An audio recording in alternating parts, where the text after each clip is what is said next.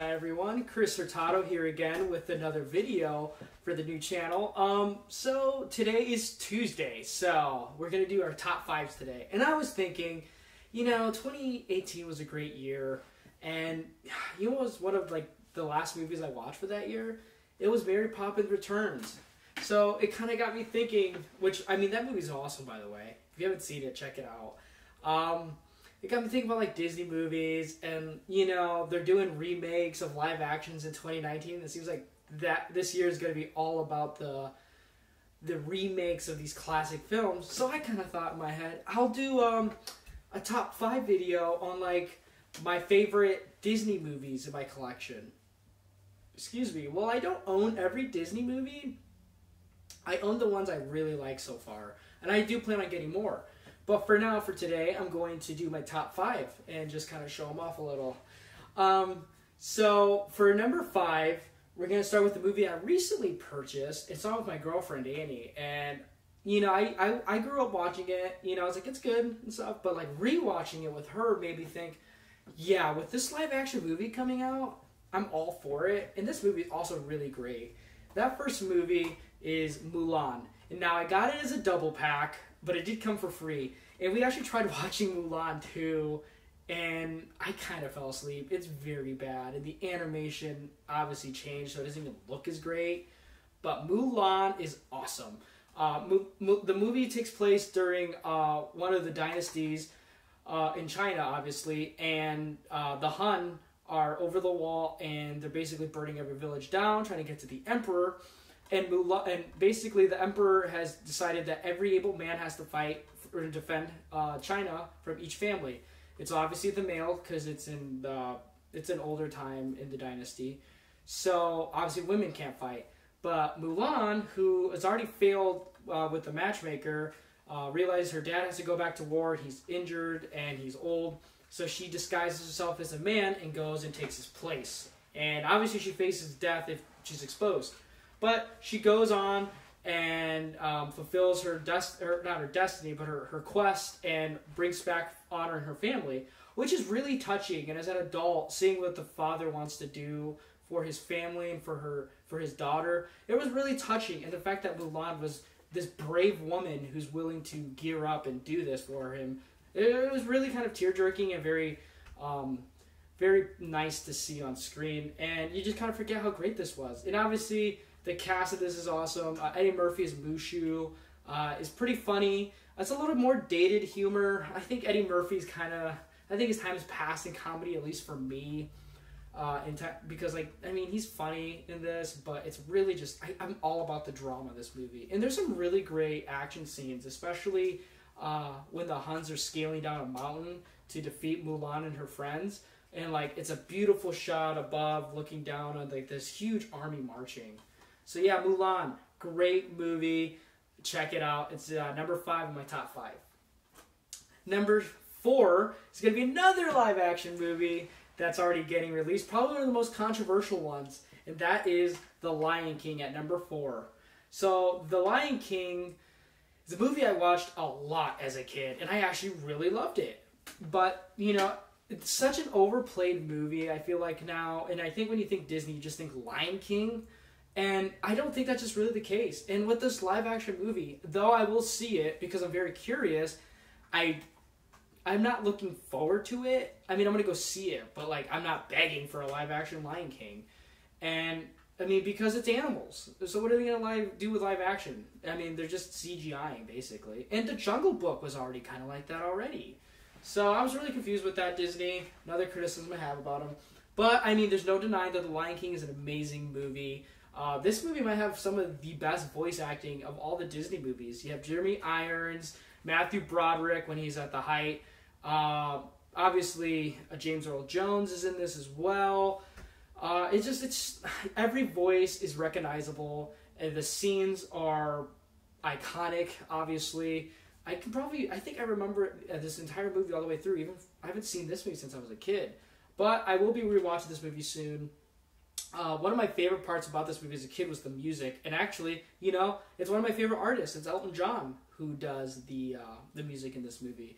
I actually remember my freshman year of high school having to sing the Vagabond song Can You Feel the Love Tonight is what it's called. I had to sing that in freshman choir. I wasn't very good, but anyway, yeah, number 4, The Lion King, amazing movie based on Shakespeare's Hamlet. Obviously, it's just an iconic movie. Anyway, moving on to number 3. This movie has came higher on my list on my top 5s the older I got, just because I just realized how darn funny it is and aware. When you're a kid, you kind of look over some of these scenes and these characters. But my gosh, as an adult, I love it because it's so devilish in a way. And that movie is Sleeping Beauty. Or, excuse me, Beauty and the Beast. Whoa, I'm going to have to edit that out. But, yeah, Beauty and the Beast, an amazing movie. It's a great love story. Maybe? I don't know. Because Belle and the Beast relationship is very questionable at first initially. Even after the movie is over, you still kind of wonder, really, with this Beast. But it's still a love story between 2 different types of characters. The Beast obviously is rude and just locked away, whereas Belle is seeking to get away from the town that she's in because she's kind of exiled in her own right. The castle's magical, Lumiere, Clocksworth, people who ended up having to be turned into objects because of a witch. And then, obviously, the iconic Rose. The Beast has to find true love before the last petal drops. But the best part about this movie is Gaston. I'm not even dancing around it. Gaston is hilarious in this movie. He's not a good person at all. He's not. And that's what makes it funny. It's just in a kid's movie, this evil man, he's just worse than the Beast, is played for comedy when you're a kid, but he's a monster when you look at it as an adult, and it's just man, they're really going for it. But this movie's such memorable scenes and lines. I mean, I think I quote this movie very often. The music is great too. Obviously, when Gaston is singing, is probably one of my favorite Disney songs, period, because he's rejected. That's hilarious. Other than that, I mean, there's 2 scenes in this movie that scared me as a kid. One is the opening shot with the witch that shows up at night and with the glass kind of explanation of what's going on for exposition.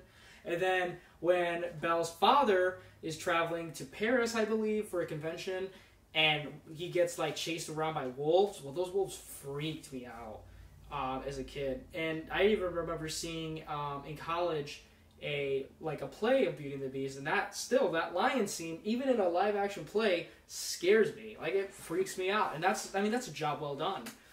But yeah, this movie's awesome. No debating it.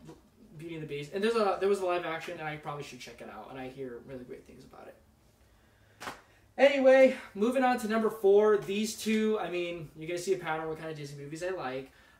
But this movie I got for Christmas for my girlfriend, and I was very happy with it. I'm glad it got an even bigger release. It's a movie I watched a lot when I was a kid, and I actually have one of them back home as well. And you'll know what I mean when I tell you what it is. Number 2, come on, is Lady and the Tramp. How can this not be in my top 5? If you haven't seen this movie, just get it. It's amazing. It's one of the most iconic movies for one of the most iconic scenes in just movies, period. Lady is the Cocker Spaniel who's from an upper middle class family. She's pampered, doesn't seek adventure at all until Tramp, which is basically this mutt, street mutt, basically shows up on her doorstep one day because he does whatever he wants. And he basically entices her, and they go off on an adventure when Lady's owners leave, and she's stuck with this horrible aunt with the most iconic Siamese twin cats, and so she's off with Tramp trying to get back home. And this movie obviously was a 1950s film. Yeah, it's a 1955. It was the first movie to do CinemaScope widescreen of any animated movies, so that's what made it very popular. And I do know with this movie, it wasn't very well received when it first came out. It was actually kind of panned critically, but it eventually grew through time. It's become one of Disney's beloved classics. That iconic scene with the spaghetti and meatball scene. I mean, in any montage of movies, you're always going to see that scene. I have a Cocker Spaniel back home too. It doesn't look like Lady, but we got it because I love this movie. So, but this movie's great. So that's number 4. Or number 2, excuse me. My last film, no debating, all-time favorite Disney movie. It's probably my least expensive one I had to purchase as well, which is great, so that I could constantly watch it. It has to do, it takes place, the movie was made in 1970, so I guess that shows you that, you know, the 70s is my favorite decade, because there's another great movie from that time. And obviously that movie is The Aristocats. And why is this movie great? Well, 1, it takes place in Paris. 2, it's the 1910s or 20s, I believe. 3, it has jazz. And, I mean, 4 has some of the best music. I mean, when Thomas O'Malley, the alley cat, introduced himself and he's singing that song, who's voiced by Phil Harris, I believe. Or, yeah, I think it's Phil Harris. Either way, this movie is great when he introduces himself. He's singing this song called, introducing what his whole name is. It's a story about these 4 high-class pampered cats. The mother her name's Duchess. She's all white. She has 3 little kittens. Toulouse, Marie, and Baloo, I think, is the last cat. I can't remember. Gosh, I hate myself. Anyway, they get kidnapped by a butler who's seeking to be on the will of his basically the woman he takes care of, because she left everything in the will to these cats, and he doesn't like that at all. So he basically tries to dump them and get rid of them. But they run into Thomas O'Malley, who tries to get them back home. They get some adventures along the way. They run into some cats who just start singing jazz, which is awesome, and why I love jazz so much. It's just a fun, charming movie. Is it the best Disney movie? Not at all. But this movie is pretty well regarded, in my opinion. I haven't heard very much bad about this movie. I just know it's just not one of the best. But that's good enough for me. It's definitely one of the most memeable. I think I see Marie on like a bunch of GIFs all the time about being pampered and such. And I mean, this is like, it has everything I love in movies, you know, and just in life in general. Like, it has one of my favorite European countries, my favorite genre of music, and you know, I have a cat, Jonesy. She's somewhere. And mostly because of this movie is why I love cats. And it's the 1970s, and it was made in the 1970s, but the animation was really, it was hand drawn, so it's very beautiful in my opinion as well. But yeah, these have been my top 5 Disney movies. If you can see them all right here, I want to go a little bit more about them. With Mulan, most people don't know. Well, everyone knows this movie came out in the 90s, so it was during that Disney Renaissance period. It actually had an Oscar nomination, nonetheless, if you didn't know that as well. A few more things. The Lion King, obviously during the height of the Disney Renaissance, which is basically a reemergence of great animated films from Disney in the 1990s. This movie obviously got Oscar nominations as well. It is very controversial because around that time in Japan, the movie Kimba, The White Lion, I think is what it's called, came out, and that was very well received, and then The Lion King came out. So there's some controversy there, which makes it maybe a little bit more interesting to watch. Beauty and the Beast. I mean, what hasn't been said about this movie? This movie was in 1991, I believe, and it was up against, I forgot who it was up against, and was it 1990 or 1991? It was up for a Best Picture nomination. Disney, Beauty and the Beast, Best Picture. I'm not saying like it shouldn't be that, but I'm just saying that's how good Disney was. That they were making anime movies that were up for Best Pictures, and it just kind of blows my mind a little bit. But yeah, amazing. Aristocats and Lady and the Tramp, they didn't get any sort of nominations at all. But, you know, the CinemaScope widescreen right here. And it was just part of the 70s. It was just that weird period for Disney movies. But both of them, very much in my heart. I love my dogs and I love my cats. So, there you go. Anyway, I'm sorry for the delay of the videos that have been coming out lately. Just been really busy with student teaching. And I've been doing actually a lot of stuff with my friend Nathan Jones. And if you haven't checked out his channel, I'll put a link in the description to it. He has a really great channel. It's kind of influenced me to start this thing. So if you want to see more of me besides in this channel, check his out. But yeah, look up. I might try and do 2 videos this week since, you know, I've been a little lazy. But, I mean, let me know for another top 5. I kept thinking, like, what kind of top 5 should I do? And, you know, I just been, after Mary Poppins Returns, honestly, I was like, I should revisit some of those old Disney movies. So that's what I did with this top 5. If you have any more suggestions for a top 5, just please post a comment down below. Don't forget, if you do comment, I mean, I will have some gifts for you, basically just digital code for movies.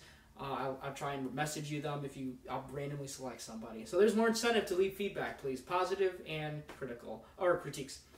Anyway, these have been the Hertastic Reviews with the top 5 today. I really appreciate it. I hope you all have a wonderful day. If it's your birthday or an anniversary, happy birthday. I'm glad you're having an anniversary. Anyway, have a great day, everyone. I'm off.